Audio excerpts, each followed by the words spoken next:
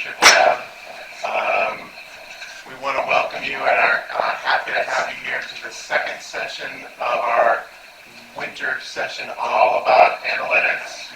And I'm really excited today to be able to introduce Liz Raschke. So I'll say a few words in a minute, but before I do, again, forgive me, we want to do a tech check, so I'm going to ask, I know that there are people on the WebEx, and we just want to make sure that our sound is coming through okay. So if you're on the WebEx and can hear us fine, if you would type, I can hear you, in the little WebEx box, that would be great. So, what we want to do is this. I am very excited to introduce Liz Raschke. So Liz is a Google Analytics product specialist, right? And has been with Google since 2009. I get there. So Liz has had a number of different roles within Google, but has been the past year or two working with Google's clients to help them get the most out of Google's analytic tools. That's the thing that I find really fascinating. So Liz didn't start her career at Google. She actually spent a little time after college doing marketing at Adidas. Did I say it right? I think so. That's close. I grew up saying Adidas, and I know it changed, but anyway. But there's a reason why sports marketing was probably the first place you started. So Liz is a graduate from University of Michigan. And while she was at Michigan, she was on the varsity volleyball team. And what Liz shared with me earlier says, I thought I can get it because I stand next to Liz and I'm okay. I know I'm vertically challenged. I have no qualms. But you said you were the second shortest player on the varsity volleyball team in Michigan. Yep, I was Mini. looking up at people. Okay. All right. Well, you're not the second shortest in our world. So, thank you, Liz, we're very happy to have you here today. I'm going to turn it over to you and have you teach us all about Google Analytics, data in action. Perfect. So, thanks. Awesome. So, before we get started, just ask the crowd: has anyone used Google Analytics before? If you have, all right, excellent. About half, maybe more than half. Excellent. So today, just by way of agenda, I'm going to spit some big numbers at you that hopefully make this seem even more relevant, make you feel comfortable that paying attention to this is an excellent use of your morning. And then we'll go over, for those of you who haven't used Google Analytics before, some of the basics, what it looks like, what you can expect to get from the tool. And then we'll try to move into the gold mining of Google Analytics. So we'll really focus on some of the more media-driven aspects of what you can do with the tool. If I make my timing right, we'll end with attribution, which is definitely a buzzword over the last couple years. Have you guys had a session on attribution before? Not in this class yet. Excellent. It's coming. All right. Well, hopefully you walk out of here analytics ninjas, and if any of you in your day jobs have Google Analytics at the company, I'm sure you can go in and show them a thing or two. So, and then we'll have the last half for questions, but with that being said, Chris told me it's okay to make this more Q&A during. So if anybody has a question during the entire presentation, just flag it up. It's not super formal. Sound good? And okay. We won't be doing any analytics on the questions that are coming through, so we're not going to be tracking that. Are we? I don't think so. All right. Next time. All right, so just to kind of setting the data stage for a minute, I pulled some stats just about how much data has changed over the last handful of years. I need to repull this for 2015, but not going to go through this, but if you just look at the increase of how much data is existing in the world, you'll probably be a little frightened, but that's excellent job security for us. I particularly like to look at some of the things like YouTube views per day, not surprising, but also a really good mine of customer data. In, in 2015, there's over 1 trillion devices, and we at Google are always trying to track the moment, and it's approaching where more internet usage is actually on mobile devices than it is on desktop. So it's really a tough data world because the consumption of data is going up drastically, and then also 80% of it doesn't make any sense. It's unstructured. You need a data scientist. So it's tough. It's a challenge, especially when you look at what technology pieces are out there for you to use. And these are choices that companies are making all the time. They have all these problems. There's 1,000 tools for what they could choose from. And this screen is just an eyesore, right? It's really tough to figure out. So anyway, I'm going to skip over this. This is the last one of all of my number slides. We surveyed people, and 56% of people responded that data analytics is critically important for their strategy this year. And I should have prefaced this too. So being a product specialist, I work with free Google Analytics customers and premium Google Analytics customers who pay for the service. And they don't, those are like the biggest companies, and they don't have themselves sorted out either. So this 56% of them is definitely representing even the biggest online companies. So I'm going to be very Google Analytics focused today. So in Google Analytics, you have the free option, which is the only really free option out there. And then there's also the premium version. The license starts at $150,000 a year. The other tools that are out there are Adobe's products and IBM's products. So everything that I'm showing you today, you can do with these tools, or Adobe and IBM as well. So even though I'm going to be Google Analytics specific, the learnings should apply across the board, whatever tool you guys choose to use. With that being said, Google Analytics covers about 70% of the global market of all websites out there, just because it's free.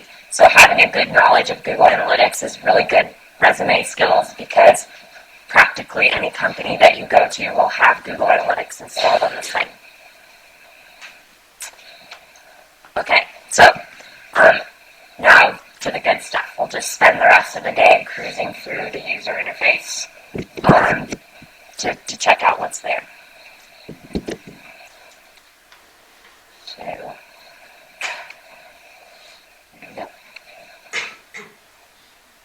Excellent.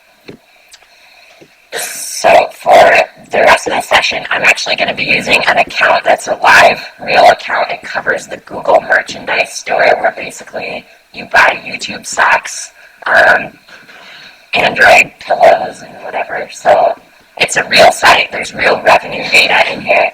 But if you see a bunch of people from California buying stuff, it's probably because it's a bunch of Googlers buying Christmas presents for their families, including me. So, all right, let's get started.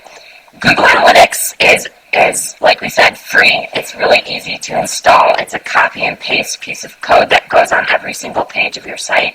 And once you've done that, you pick up all of this information that's laid out on the standard left-hand bar. Here's a trivia question. Does anyone have a guess of how many people are on the Google merchandise store right now? 10. That's a good guess. Let's see. 20. Very good guess. Did you think it should have been higher or lower? Much higher.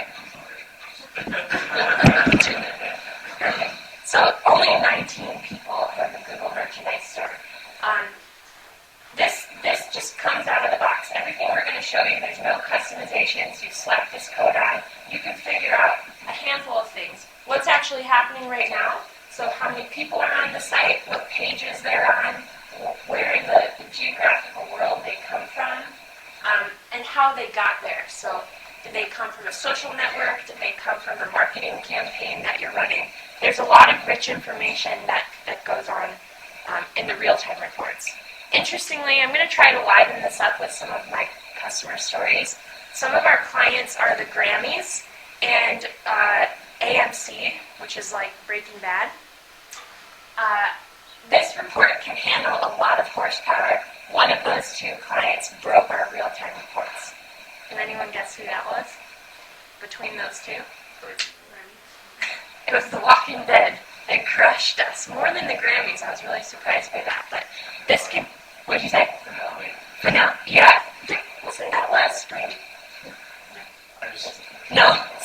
I've seen people go crazy over finale. Yeah. The Walking Dead. Google Analytics. There's something there. Good headline there. And I need coffee, and then there's some joke to be said there. But the way that people might use these real-time reports is definitely for something like the Grammys, that's obvious, or The Walking Dead. But even just a regular company, if you launch a new marketing campaign and you want to make sure it's working correctly, people are coming to the site, if you email blast and you want to just bask in the glory of your excellent marketing, you can come in here and check it out and make sure it's working. But I just want to do one thing, Liz, for our WebEx folks, because I want to make sure that our folks on WebEx are able to see your screen. So, again, our request to our WebEx, our on-demand audience, just if you would, type in the box, make sure that we know that you're seeing Liz's screen all right and that you can hear her. So, we appreciate it. Thanks. yes, can see screen. Thank you for seeing. All right, so the real-time reports are great, but I think the real... Please fix audio. We're working on it, Christine. The real stuff is actually in these sections down here. So audience reports shows everything we know about who is on the site. So you can see things here like age, gender, browser language, geolocation, how many times they've been to the site before. Interestingly enough, when they're not on your site, what other types of sites are they on? And then you also can benchmark yourself against other companies in your industry or your vertical. And we'll dive into this in just a second. But let's cover the basics. Here in the acquisition reports, you can see how did they arrive to your site.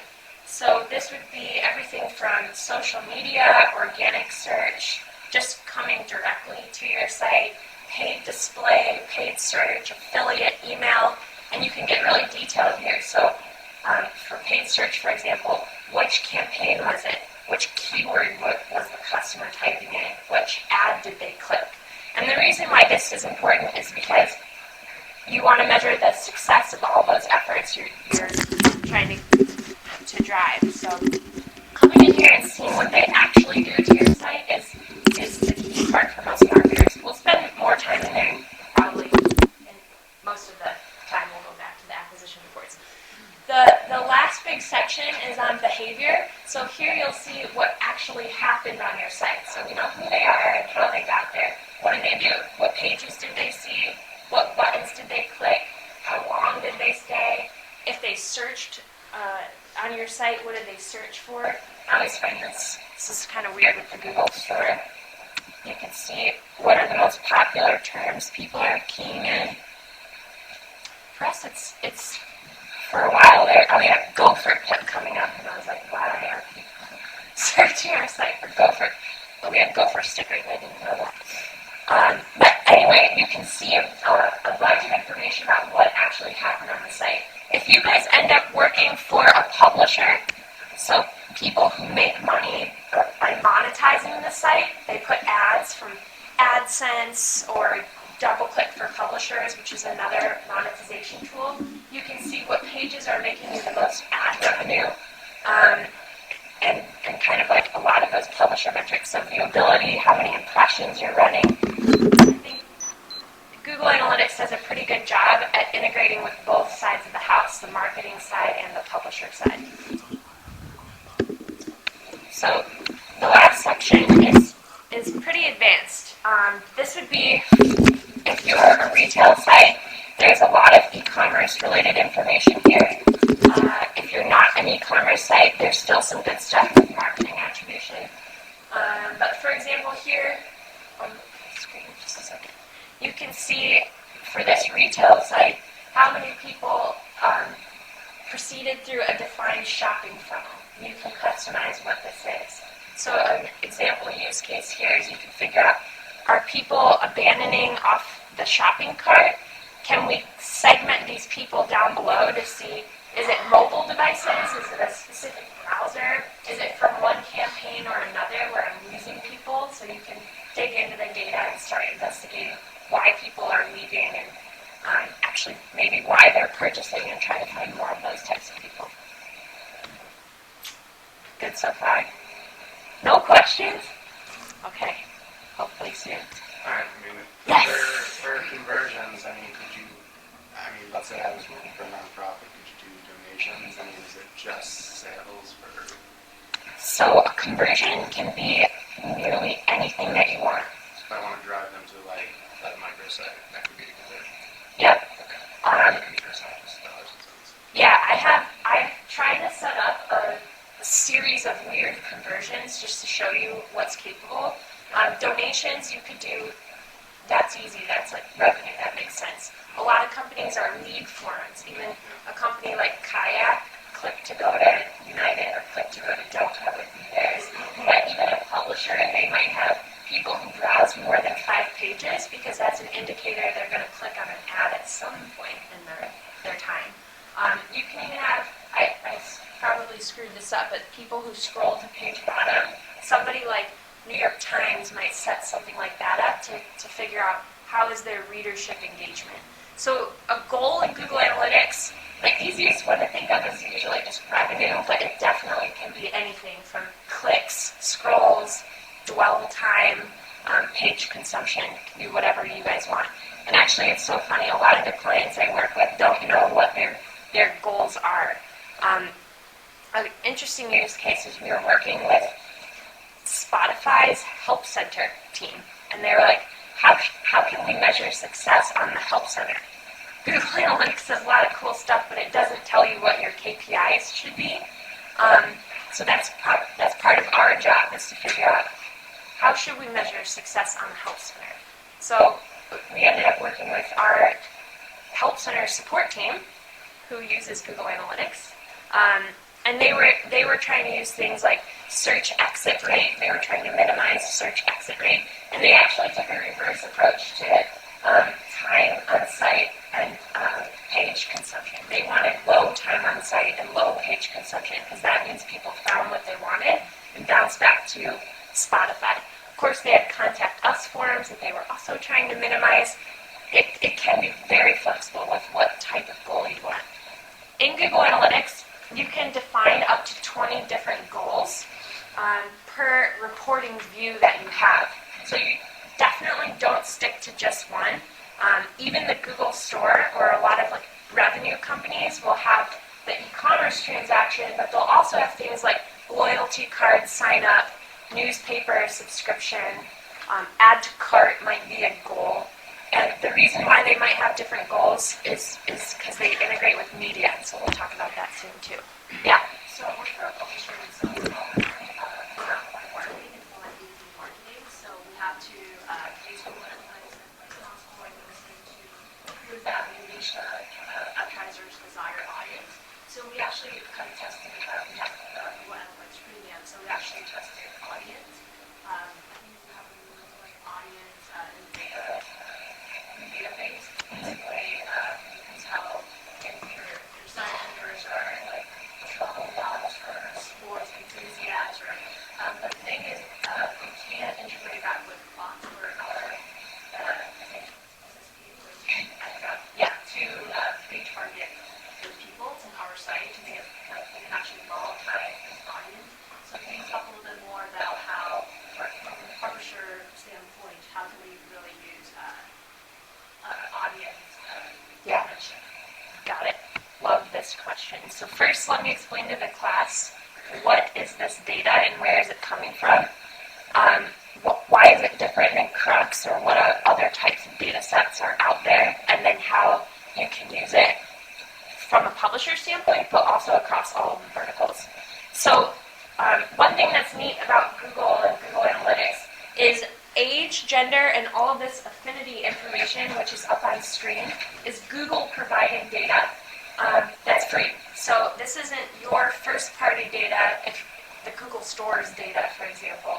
This is because Google advertises on hundreds of thousands of sites. If I'm spending time on music sites and reading tech blogs, and then I come later to the Google Store, they'll match my profile to the web analytics data. So if they get me right, they'll say, oh, this is a 30-year-old female who likes to travel and listen to music. And then you can see people like me in aggregate and how I behave on the website. So this is really powerful, in my opinion, because our spread of coverage is really high. You can see here that we have an affinity categorized for 64% of all sessions on the site. So the other 36% would be people who've disabled cookies, people who are under the age of 18 that we don't classify for Google's privacy policy, or people maybe who are hitting us on an incognito browser. So funny enough, a lot of our big clients are adult industry, and their coverage is pretty low on this because you can connect the dots. But anyway, I think the other audience data that's out there, Nielsen, ComScore, Crux, Lotame, there's a bunch of audience data providers. I think the power of using the Google audience data is just surely the coverage. It's huge. But how can we use it?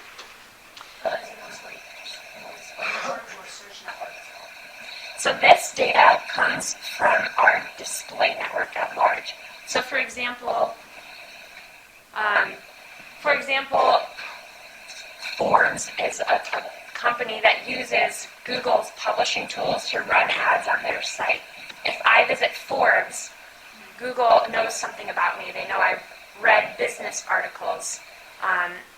If I visited YouTube, which is also in Google's publishing network, and I've created an account with my name and my email and my age and gender, they know that about me too. And they build up this profile about me so that when I hit the site, that's how the data is joined. So it's on the display network, which includes Google properties, but hundreds of thousands of other types of websites like Forbes, for example. It's not based on search data. That's against our privacy policies too.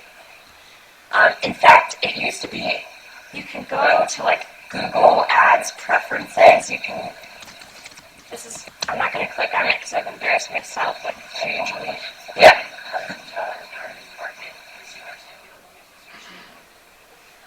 Hold 1 second on that. If you go to this and you click it, you can see what Google categorizes you. And it's a funny check. They usually get me right, but sometimes once I logged in there and they thought I was a boy.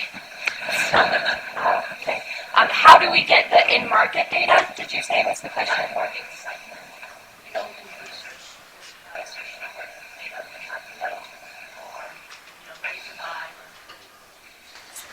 Yeah, so what is it? In-market means, so what Google Analytics does is scans whatever site you are, in this case, the Google Store. And affinity means of all possible types of websites, what types of sites are they on? Whereas here in market, it means when they're on similar sites or when they're shopping those types of people. It's more related, I guess, to what they're doing still on other sites, but if that site is related to your vertical. I know that's kind of strange. We keep going to similar type of site. Yeah. So let's just go to affinity for a minute, and then we got to move off this topic. We got to cruise. Here, just to show you what this looks like, you can see all of your web analytics metrics per the spread of different affinity categories. So if you're a marketer or a publisher and you're trying to figure out how to use this data, let's go with publisher for a minute. You might want to do something to optimize pages per session because those people are seeing more content and they're likely to click on an ad and make you money. So you might sort this by most to least pages per session. and start trying to write content For foodies who, hit 10, whatever, like 10 pages per session versus the site average is 7. so I could write more content for foodies, swimming enthusiasts, American football fans. If you have a marketing strategy, some publishers don't, you can try to use the display network to target these people. In Google's media tools, you actually can use these same exact categories to say, attract more swimming enthusiasts. So they map really nicely to Google Media's audience data. But if you're using different media tools like Criteo, Facebook, they don't have the same names, but you can probably find some targeting method in there that matches with foodies and swimming fans. Good to go? Awesome. Okay, so that's really it for the basic UI tour. There's definitely some other interesting, more advanced things to do here. For example, doing date range comparisons to figure out how your site is hopefully growing and what types of channels are driving that growth. Segmenting, so how do new returners behave, or new people to the site behave differently from return people? How do men on the site behave differently from women? How do people who buy, or people for publishers who read to the bottom of the article behave differently from non? So you can apply and contrast multiple segments at once, which if you read any Google Analytics blog, they always say segment, segment, segment. So that's hugely important for web analytics. Yeah. Yeah.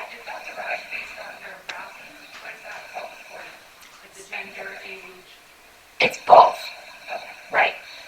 Which is it's kind of confusing. So let's just say, for example, they've created a YouTube account. That's easy. They've self-reported age and gender, and that's probably what Google will take. They don't tell me like the inner workings of the algorithm, but this is what they're able to tell me. If you don't create a YouTube account, but you're browsing other sites where you might have entered that information, or you're like specifically shopping for female or male products, they might start building you a profile that way. And I think what's nice about it is you'll see we have age for, in this case, 52% of the site sessions, and it's really small. We have gender for 63%, so they're not always hand in hand. So we only really show it if we have it.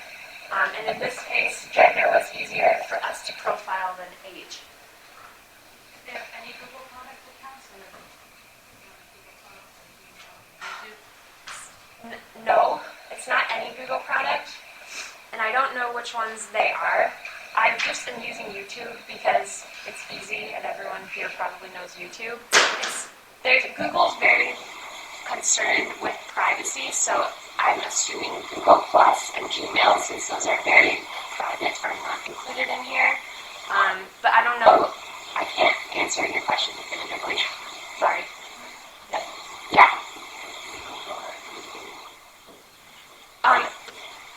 So that's a tough question to answer. I would say we're more accurate than most audience providers, just because it's such a broad network of people versus somebody grabbing audience data based on your TV watching habits, where you'll never explicitly say, I'm enter your age, birthday, gender. So we don't have a benchmark of accuracy because we don't even know ourselves.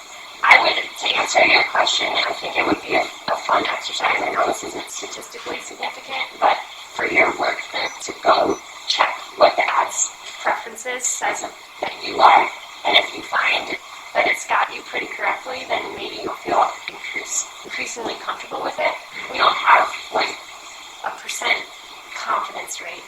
With that being said, if we have no idea, or if we're unsure, or if there's conflicting accounts, we won't include you in that spread. So you'll see a lower number here, which I think is a nice thing. We're not just trying to guess when we don't really think that we know. Excellent. Okay, so let's move more into the marketing side of the house. So when we think of marketing, there's two ways that Google Analytics touches the marketing piece. The first thing is we integrate data, ingesting marketing data into Google Analytics, and the second piece, which I think is the most ninja thing that most companies are not doing, is we push data out into marketing platforms. And if you're going, in the publisher, this isn't relevant, just stay tuned, because the same thing happens for publishers. We bring in the publisher data, and we allow you to export this to a DMP, which is a DMP or an audience management tool where you can monetize your own data. I'll give you examples of that too. Alright, so first, data in. I'm showing you a basic acquisition report where I classify all my inbound traffic by channel. Are you familiar with paid search, particularly AdWords? Is that some nodding heads? Okay. Google's search and display, light, YouTube, a lot of different Google media can take place within a tool called AdWords. Competitors would be MSN Ad Center, so search ads on Yahoo and Bing. But this is mostly for search ads. So what's nice about Google is because we own both of those platforms, we can connect the pipes for you. So you say, hey, here's my Google Analytics account, here's my Google Ads account, connect the dots. And what happens is we import all of the cost data so that you can do revenue analysis within Google Analytics. And we automatically give you some rich data that you can see on this left-hand bar.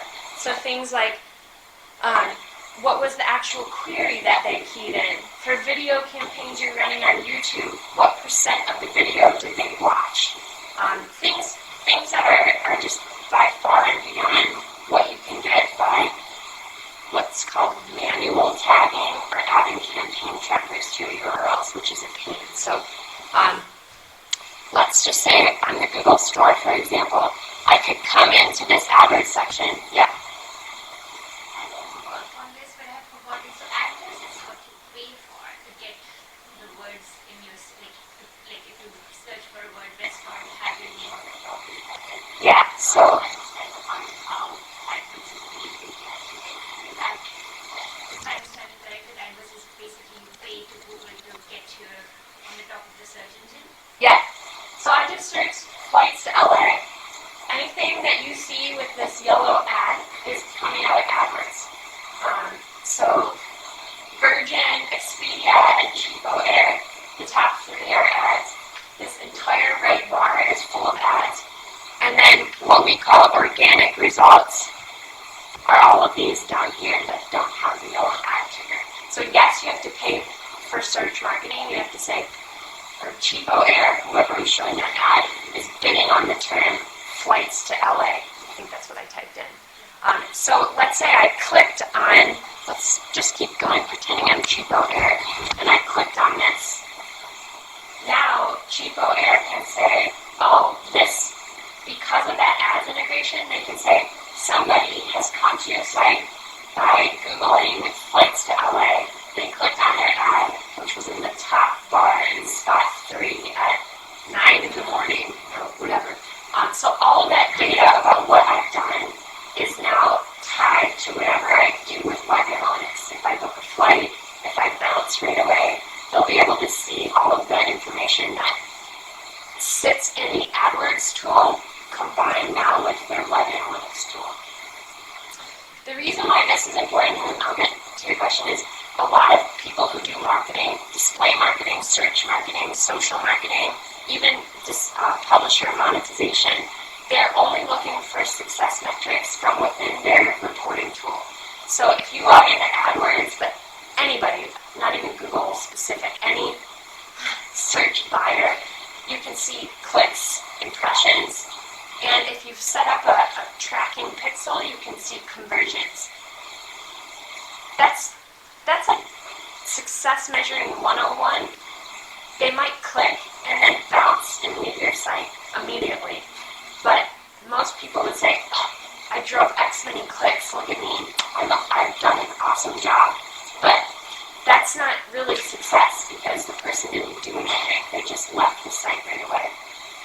So that's why combining your web analytics data with media is so important, is because it allows you to measure success beyond just people clicking on the ads, because who knows what they've done.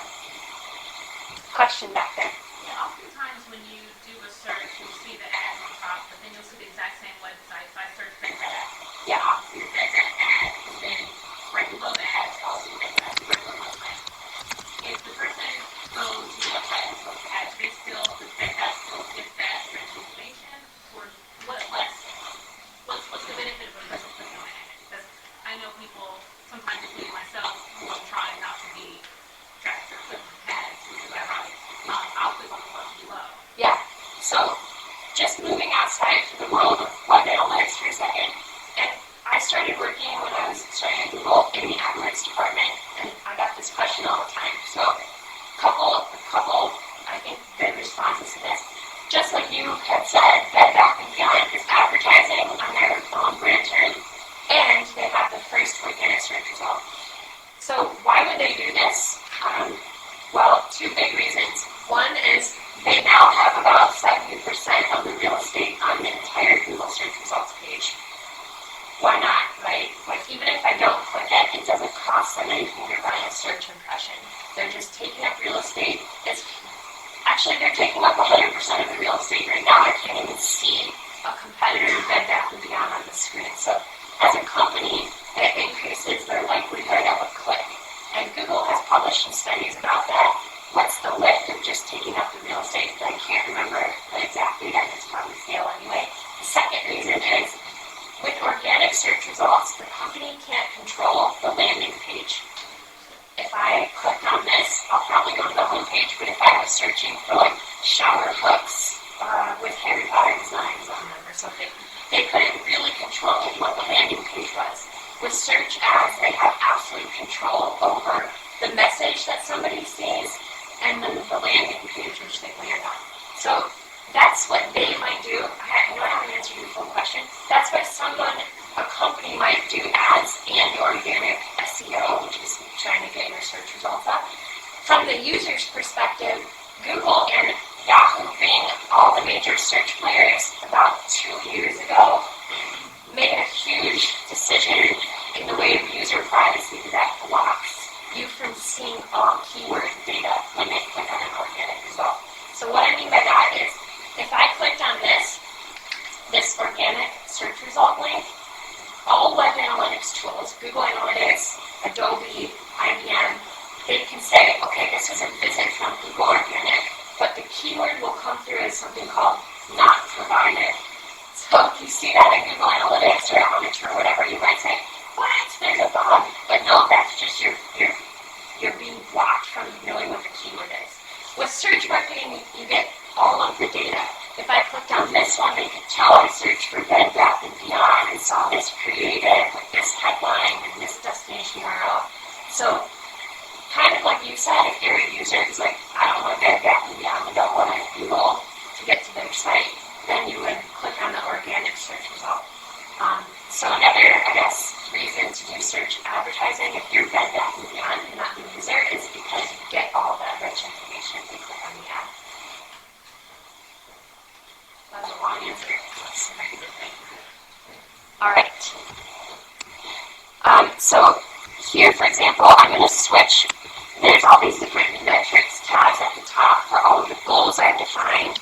I'm going to click on e-commerce since this is a web analytics site. I'm not even going to go to campaigns anymore. I might just go to channels. So here I can see a bunch of default e-commerce metrics. So how much revenue is each channel giving me? What's the average order value? What's the conversion rate? And I might say, okay, I want to optimize for value per session.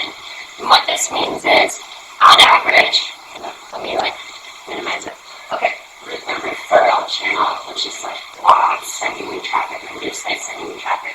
Every time someone visits my site from a referral network, I'm on average going to make $10. Versus social media, I'm only making on average 2 cents. It's small to see. So this was a very easy data point for me to pull, but if I worked for the Google merchandise store and my boss asked me, hey, what should I spend your time optimizing? I certainly wouldn't say social, because it's not really performing for me. Well, some people might say, oh wait, it's the weakest, you should spend some time fixing it. That is true too, but I'm a strengths builder. If anyone read the Strengths Finder book, I like to just capitalize on things that go well for me. So I might focus my time on referral and then display, because that's making me a lot of money. Yeah. Is this based on last clicks or the last place you want people to click, or is it all the places? This is last click. Hold that line of thought for 10 minutes, because we're going to go beyond the last click. So in the media integration side, remember we're talking about data in, which is getting all this rich media data into Google Analytics. And then the second part is, how do you take action on this?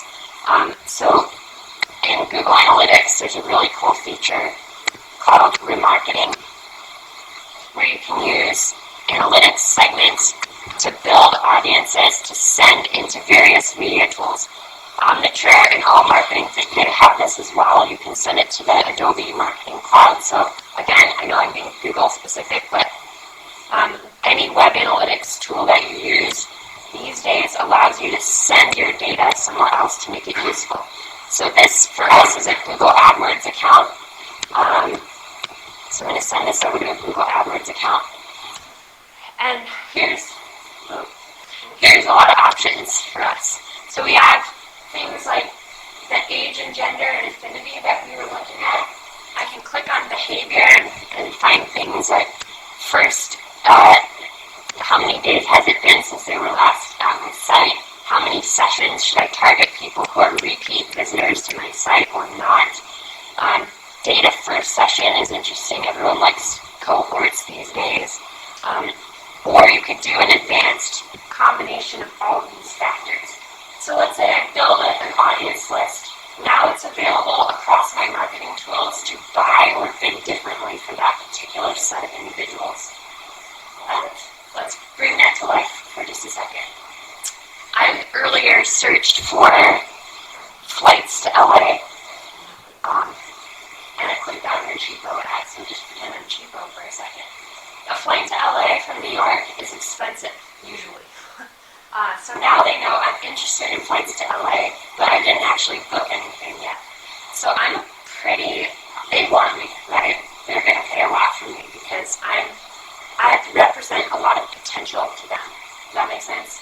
So it would be as easy as people coming here and saying, okay, the keyword was flights to LA. Now they would have me. They could send me over to AdWords and say, hey, we're going to bid higher on that audience. Or if they're really smart, they might show me a different ad. They might say, traveling to LA. You guys have seen this happen where you visited a site and they follow you. Hey Liz, you forgot to add this to your cart and buy it. Go. Okay, so this is easy to do with Google Analytics. It's free. It's the free ability to use your audience data. You don't need any additional code, and now you can start bidding and buying those people differently. So I think this is where the next step is, and I know my title of this lesson is Gold Mining Google Analytics, and I think if you're in the space of marketing, this is definitely where the gold sits. There's a lot of case studies that we've published with our clients on increased conversion rate and increased any sort of KPI that you set by marketing and leveraging your existing data. So I'm working for Remarketing, and I'm assuming that you can also push these sampling to a DDM for you to bid on the campaign? Yeah, so programmatic display, which is Mad Men in the 2000s, for people who don't. You can send this over to DBM. In other programmatic arms are not here yet, but you could send this over. So let's explain this for people who don't work with programmatic or any of that sense. Programmatic is auction-based display buying. Sitting on top of that, let's say you use DBM, which is Google's base. There's a lot of other sort of DSP DSPs, or programmatic bidding tools out there. Remember that slide with a bunch of stuff? So a real company would use multiple different ones. They might use Bid Manager and something else. On top of that, they would do search marketing. So there's an umbrella that goes over that called a DMP, or a data management platform, which are like audience management tools, so global frequency capping or global audience targeting, where you can ingest things like truck segments and loading segments, and everyone's probably like, wow, that's freaking out. Don't worry if that doesn't touch your life, it's fine. But yes, Google Analytics is going to integrate with all of our potential targeting options, which includes DoubleClick Bid Manager, AdWords, and we are in the process of sort of thinking about audience management through DMP as well. So anything Google right now, it would totally sync with so that you can do programmatic bidding based on your audience data. For the publisher side, you'll see DFP here as well. So this would be, say, I think AccuWeather is one of our clients. So like you go and you type 10011 and then it's like blizzard alert. You're having a blizzard, it's no apocalypse. And so they would track that in Google Analytics and sell that audience to snowblowers. Well, not in New York because no one does that in New York, but they might sell that audience to like Patagonia or like, I don't know, any hat company or club company or something. So you can monetize your own audience data from both the sell side and the buy side with Google Analytics and others. Yeah. So you can also integrate with maybe eventually. We're trying to, but to get us to integrate with non-Google people is definitely harder. We don't control their end of the pipe. So I don't think that would happen in 2016, but hopefully at some point.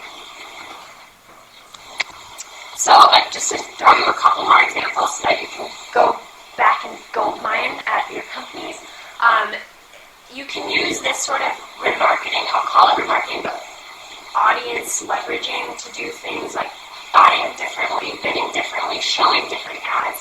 But even more creatively, you can do negative targeting with it. So if you work for something like buying a house or buying a vacation or buying an engagement ring, probably aren't doing that multiple times in one. So you can say, okay, for all of those people who bought, let's exclude them now. I don't want to pay for them anymore because they're probably not going to buy refrigerators at some more PC one or something. You're probably not buying multiple refrigerators. The last thing that you can do for a technique is lookalike marketing. So if you have people that have bought, you can send that, exclude them, but then lookalike marketing, you can say, but find other people like that match their profile. It's super easy. You don't even need to figure out your own targeting. You can just say, oh, these were the success people. Go find more success people. I was going to say, definitely check out Google Analytics case studies. Just Google that. And there's some really interesting stats on conversion lift by doing things like that. That's available both on the Analytics and AdWords sides? So it's available. So with Google Analytics, you can't buy any media. But at AdWords, you can. DBM, you can. So lookalike marketing is only available in those media tools like AdWords. You can't do it through Google Analytics. Is that your question? Not exactly how you answered it because I was getting all those Yep.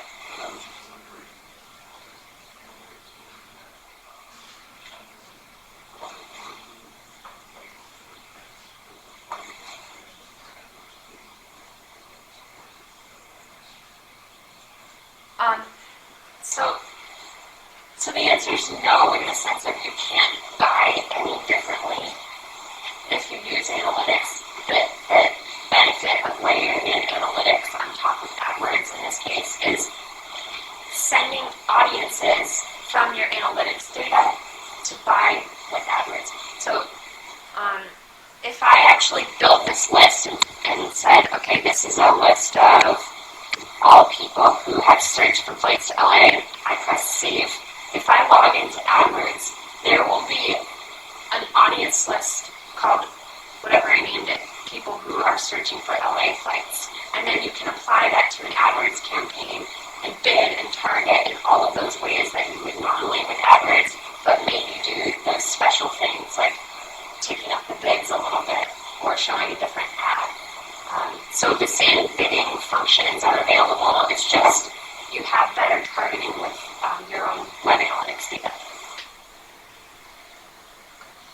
Last thing, because I know No, I think we've got, I want to make sure that we pause because I know we've gone through a lot. And I want to make sure that people have had a chance to digest and be able to say, okay, I know what to go do when I get back to my desk. It feels like they know what to do when they get back to their desk. All right, we get there. Okay, maybe I'll do one more topic and then close with things to do when you get to your desk. And then we'll just go into questions. Okay. Alright, so what was your name back there? Karen. So we're going to tackle Karen's question and shoot you guys all home being some serious ninjas. Hopefully. This will come back to the quiz topic of what to do when you get to your desk. Excellent. So, remember, from the first conversation, you've set all these different goals in Google Analytics. Scroll, engagement, purchase, lead form.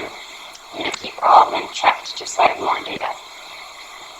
Who's heard of last click attribution and actually knows what it means? A couple people. Yeah.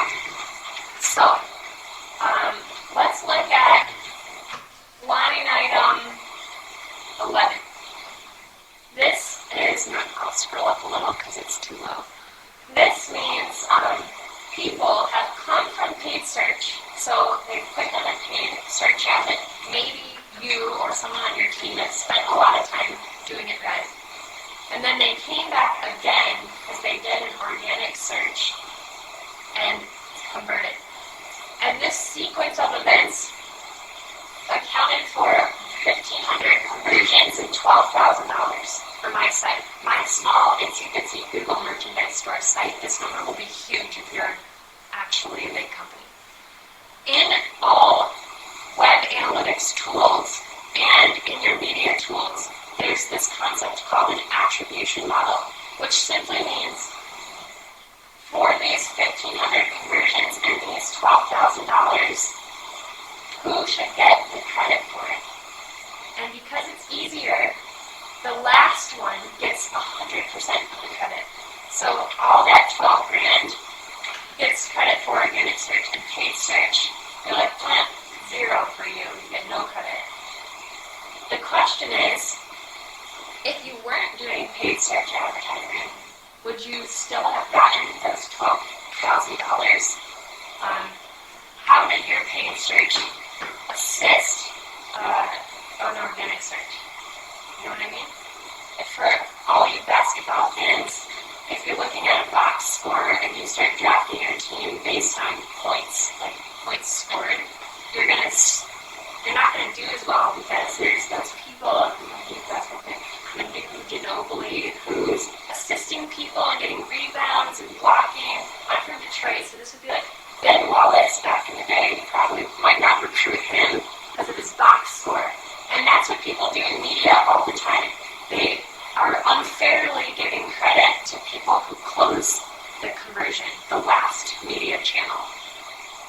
This tends to screw over social media, almost all of your display, and generic search terms. So I'll give you one last example because I really want everyone to walk away knowing what last click attribution means. If you're buying, what are we going to buy? Let's say you're buying a leather jacket as a present for your mom. You might go and like Google leather jacket or Bing it. And you see all these search results and you're like, oh God, I don't need need to research, I need to ask her, I need to ask Dad, I don't even know what size she is, so you don't do anything. You just have Googled it, you searched it once. Then maybe you found a website. I'm so bad at maybe it's Banana Republic that you're buying this leather jacket from. So you go there, you can add it to cart, but you don't have a credit card. So now you've searched, you just come directly to Banana Republic, but you didn't buy. And then later you're just reading an article and you see an ad from Banana Republic because they're targeting you correctly. And you're like, I'm ready. So you click and then you buy. So that display ad was the last thing. So we have a search that got you interested, and we've got a direct site visit and then display click. 100% of your, let's say the leather jacket was $100. 100% of that goes to display, and 0 of it goes before. So what if you maybe wouldn't have bought if you didn't see Banana Republic come up in the search results? So in that specific example, what do you guys think? If there's three touch points that drove the conversion, how should you correctly distribute the credit? Divide it equally. Yeah, it's tough, right? Divide it equally. Anyone else got ideas? I would say like give more credit to both the first and the last touch, but not too much to like the ones in the middle. Yeah, that one's called. Let me go to this section. U-shape. I won't use that. In my little picture of all of these companies that you have available that will start to sell you stuff, you'll find a bunch of them called attribution companies, who are consulting firms that try to answer that question. I did not expect anyone to get the right answer to that question, or else we've now eliminated a multi-million-dollar business, which hopefully we can do. So, in this second report that's available for you right now in a Google Analytics account, to go home to your desk and figure out today, there's a bunch of different attribution models for you to explore and to use. So, here is that default last interaction model. What she has suggested is called the linear model. Distribute all credit equally amongst all touchpoints. So in my leather jacket case, each 3 would get $33 worth of credit, or 0.33 of a transaction. In this position-shaped, U-based or smiley model, it would give you a lot of credit for the first touch point and the last touch point, and then sort of meh credit to everything in the middle. You can control what the meh means. Other things that are popular would be first, really acquisition-focused companies would use this. For example, I don't see very many people using it, but I think Guild Group was pretty keen on it for a while because they're Guild and Groupon, those people who just want you and then they'll crush you with email for the rest of your life. But they want to get you, and that acquisition thing is what they care most about. And then time decay, which is increasing credit as you get closer and closer to conversion. This is a tough question on which model to use, but luckily we'll answer it so you can tell your boss that you've saved him $100,000 in consulting. So, let's just go with linear, and you can do multiple at once. Position-based, we'll use both of your recommendations. And I'm going to make this just slightly smaller. I'm sorry, but I want you to see this whole screen here. Alright, here's all these channels from earlier. Here's how many conversions that you would generally see in the last click default model. And we're testing out 2 other ones, linear and position-based. So within a couple clicks, I've done something magical. I can tell you that organic search got credit for 156,000 conversions in that last click model, 162 with a linear model, and 164 with position-based. Which, with these last 2 columns, meaning what's the percent difference? So I was potentially undervaluing organic search by either 3.75% or 4.57%, depending on which model your company wants to choose. Alright, so here's why I don't think you necessarily need to pay someone a ton of money to find the exact right model. If you look at this column, anyone spot a trend?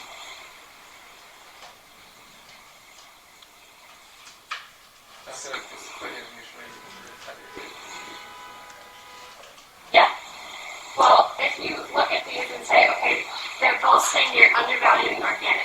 They're both saying you're overvaluing direct. They both say you undervalue social. They both say you undervalue referral. They both say you drastically undervalue display. The only one that's actually not telling the exact same story is paid search, and it's only off by 1%.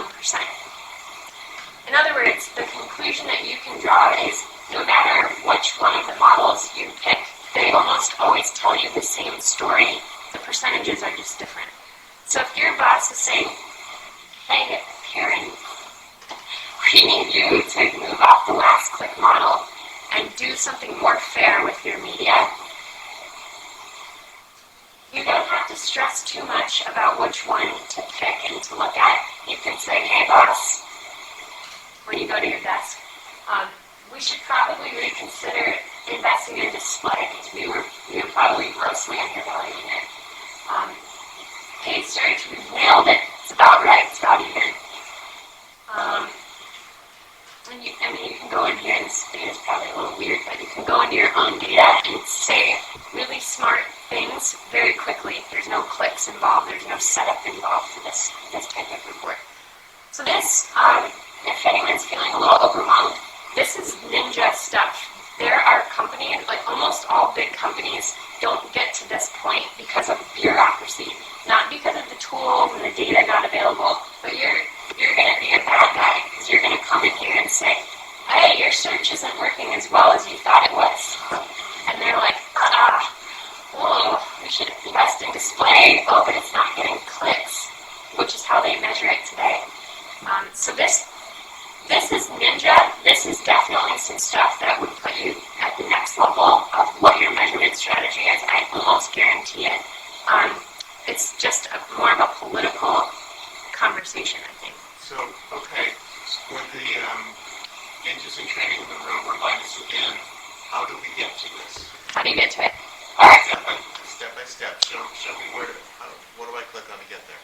So, you first go to, you walk into your model, go to the conversions report. Premium or free? Both. Okay. Free if you have it, but whatever. Conversions report, attribution section, model comparison tool. The only other thing you need to do from there is choose to compare to a new model. The only assumption that I've made, I should say, is that you've set up at least one goal. If you don't have any goals set up, it won't work for you. But it's really just a couple clicks away, something like this. And interesting, just as you scroll back up, I'm reminded that, so we're looking at basically the last 2 months. Yes, okay, it's good. That's very ninja, very ninja.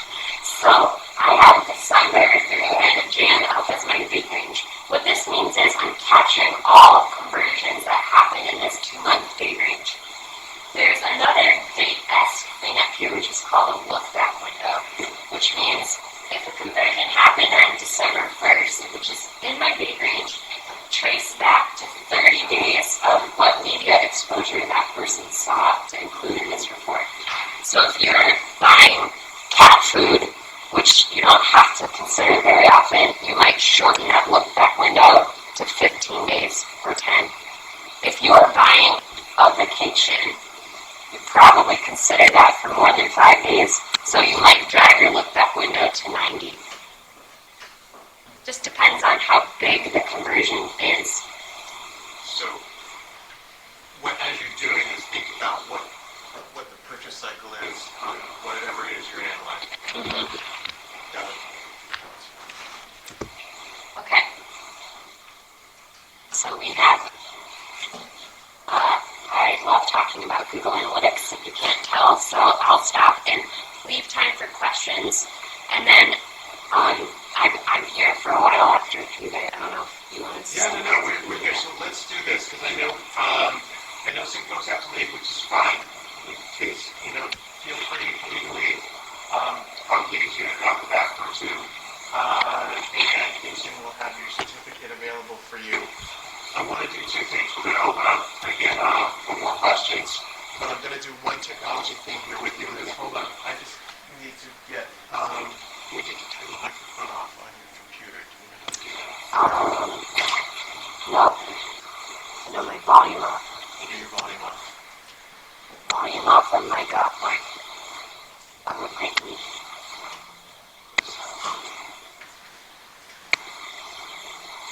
Is it in here?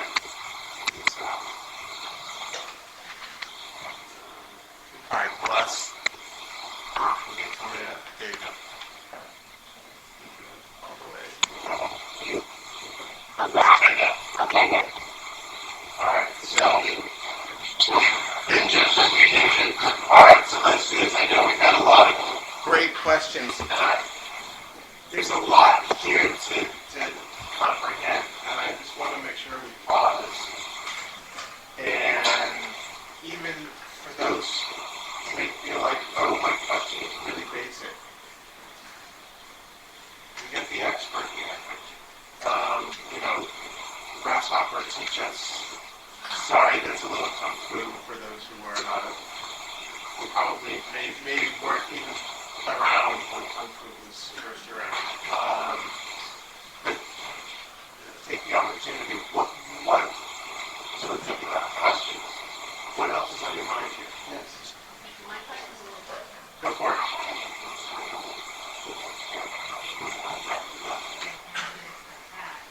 It's for an internal audience, for employees in marketing. Yeah.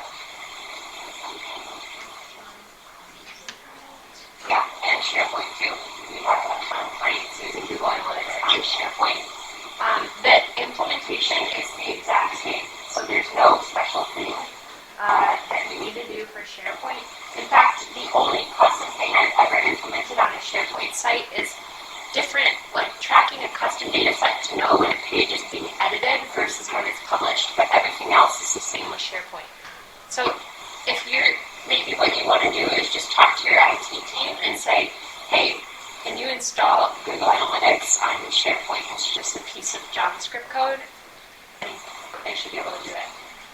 Yeah.